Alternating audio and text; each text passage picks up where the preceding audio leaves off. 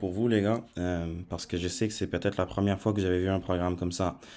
Donc, la première chose à savoir, il y a deux couleurs, ok?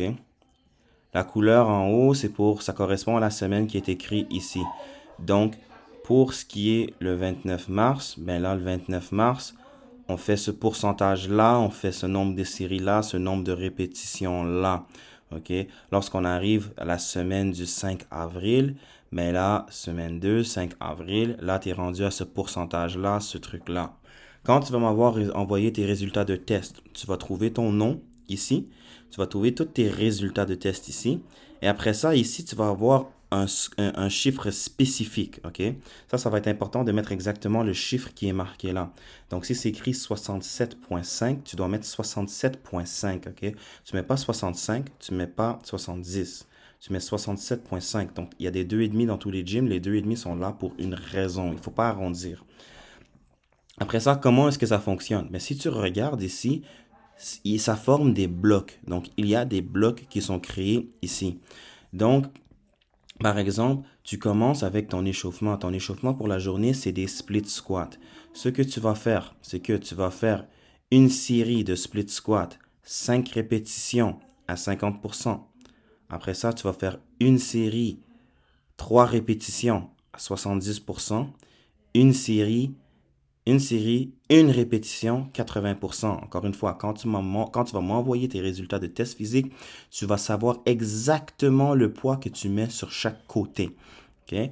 Après ça, tu arrives dans ton bloc. Donc, le premier bloc, c'est un bloc de jambes. Donc, split squat. Si jamais tu n'es pas sûr c'est quoi l'outil, l'outil est toujours marqué là. OK? Donc, ici, c'est body weight, un band. OK?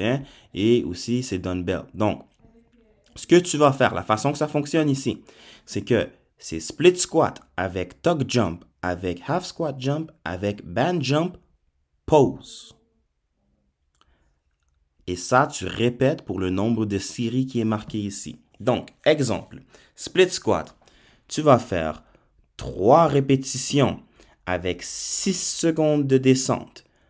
Premier chiffre, c'est toujours la descente du poids. Donc, tu vas descendre 6 secondes pour ton split squat, pas de pause en bas, t'exploses rapidement pour remonter, pas de pause en haut, et tu recommences ta descente de 6 secondes.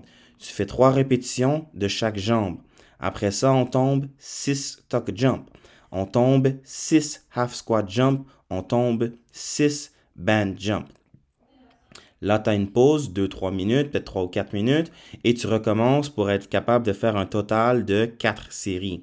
Après ça, tu vas tomber dans ton bench press. Même principe, bench press. Ça va être 3 répétitions. Ça, c'est ton tempo ici. Donc, tu fais 3 reps de bench press. Tu fais 6 clap push-up. Tu fais 6 band push-up. Pause.